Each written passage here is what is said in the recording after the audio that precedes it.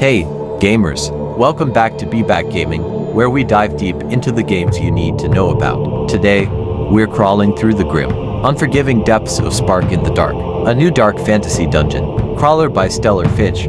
This is a non-sponsored review, so you're getting my raw, honest thoughts. Is this hardcore RPG a hidden gem or a trap-filled nightmare? Let's find out. Stick around for gameplay breakdowns, pros, cons, and my final score. And if you love honest reviews, smash that like button and subscribe for more.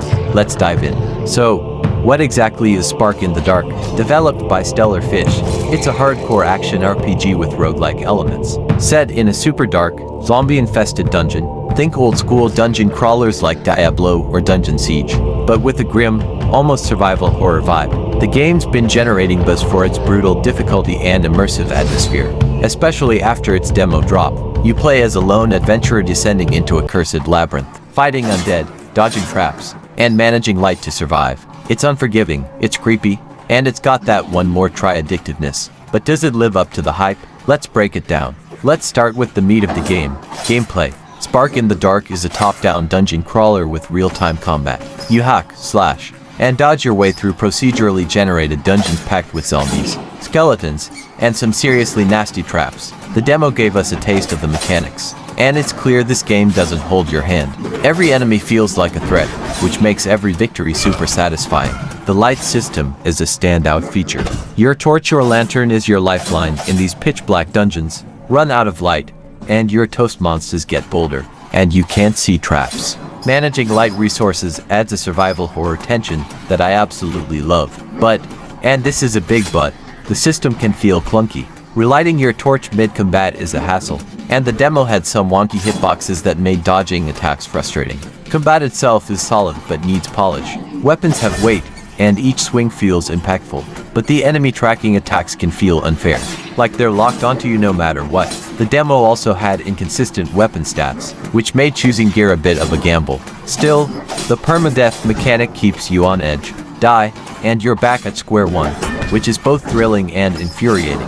Fans of roguelikes will eat this up, but casual players might rage-quit. Quick tip: prioritize light sources early on and don't rush into rooms blindly. Trust me, those spike traps are no joke. What do you think of permadeath in games? Drop your thoughts in the comments. Visually, Spark in the Dark nails the grimdark aesthetic. The dungeons are oppressive, with flickering shadows and grotesque details like bloodstained walls and scattered bones. The lighting effects are a highlight. Your torch casts eerie glows that make every corner feel alive with danger. It's the kind of atmosphere that pulls you in and keeps you paranoid. That said, the demo's textures can look a bit rough in places, and some enemy designs feel generic. Zombie number 47 looks a lot like zombie number 12, you know? Still, for an indie title, the vibe is spot on.